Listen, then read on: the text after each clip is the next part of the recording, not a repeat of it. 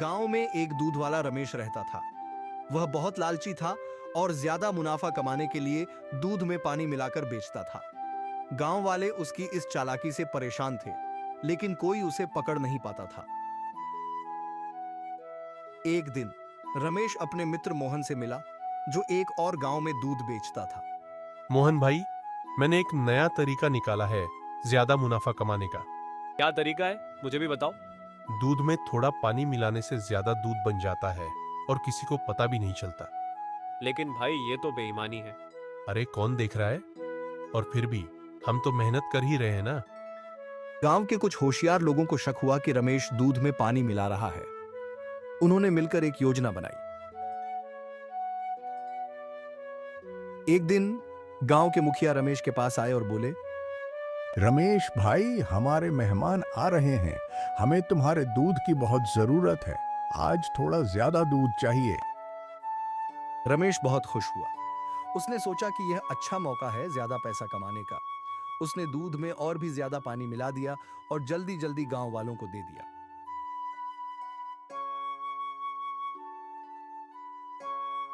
उसी रात गांव में तेज बारिश हुई। रमेश जब अपने घर के बाहर निकला तो देखा कि उसका पूरा दूध का मटका उलट चुका था और सारा दूध बारिश के पानी में मिल गया था। रमेश, तुमने दूध में जितना पानी मिलाया था, भगवान ने तुम्हारे पूरे दूध को ही पानी में मिला दिया। रमेश को अपनी गलती का एहसास हुआ। उसने गांव वालों से माफी मांगी और वादा किया कि आगे से कभी भी दूध में पानी नहीं मिलाएगा। रमेश ने गांव वालों से माफी तो मांग ली थी, लेकिन उसके मन से लालच अभी तक नहीं गया था। कुछ दिन तक उसने ईमानदारी से दूध बेचा, लेकिन जैसे ही उसने देखा कि उसका मुनाफा कम हो रहा है, उसने फिर से चालाकी करने की सोची। इस बार उसने एक और तरीका अपनाया। उसने सोचा, अगर दूध में ज्यादा पानी मिलाने से पकड़ लिया जाता है, तो क्यों न मैं ऐसा उपाय करूं जिससे दूध ज्यादा गाढ़ा दिखे। उसने बाजार से एक सफेद पाउडर खरीदा, जिसे दूध में मिलाने से वह गाढ़ा और शुद्ध जैसा दिखता था। रमेश अब इस मिलावटी दूध को बेचने लगा और गांव वालों को कोई शक नहीं हुआ। कुछ ही दिनों में गांव में अजीब घटनाएं होने लगीं। कई बच्चे बीमार पड़ गए। किसी को पेट दर्द, किसी को उल्टी दस्त और कुछ को तो बुखार भी हो गया। गांव का वैद्य इन सब का इलाज कर रहा था, लेकिन उसे समझ नहीं आ रहा था कि आखिर ये बीमारी फैल क्यों रही है। एक दिन गांव के मुखिया के पोते को भी बहुत तेज बुखार हो गया। वैद्य ने जांच की और कहा, मुखिया जी, यह बीमारी खाने पीने की चीजों से फैल रही है। हमें पता लगाना होगा कि आखिर गांव में ऐसा क्या है जो सबको बीमार कर रहा है। गांव के लोग परेशान हो गए और जांच पड़ताल करने लगे। एक दिन गांव का एक बुजुर्ग रामदास दूध खरीदने के लिए रमेश के घर आया।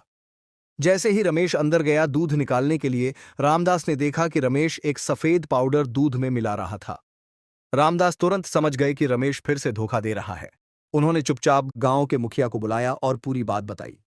मुखिया जी और गांव के अन्य लोग रमेश के घर आ गए और उसे रंगे हाथ पकड़ लिया। रमेश, तुमने फिर से बेईमानी शुरू कर दी। कि सफेद पाउडर क्या है? नहीं मुखिया जी, ये तो बस। लेकिन मुखिया जी ने रमेश से दूध का कटोरा छीना और गांव के वैद्य को दिया। वैद्य ने दूध की जांच की और पाया कि उसमें मिलावटी पाउडर मिला हुआ था, जो सेहत के लिए बहुत हानिकारक था। मुखिया जी ने पंचायत बुलाई और फैसला सुनाया कि रमेश को अब गांव में दूध बेचने की अनुमति नहीं होगी।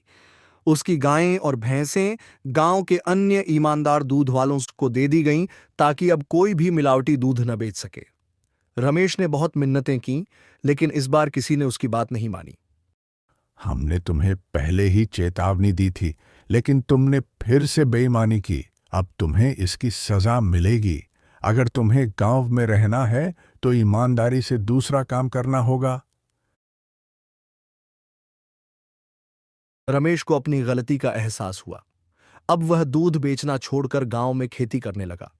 धीरे धीरे उसने ईमानदारी से मेहनत करनी शुरू की और अपनी इज्जत वापस पाई। गांव के लोग भी अब सतर्क हो गए और हमेशा दूध खरीदने से पहले उसकी जांच करने लगे।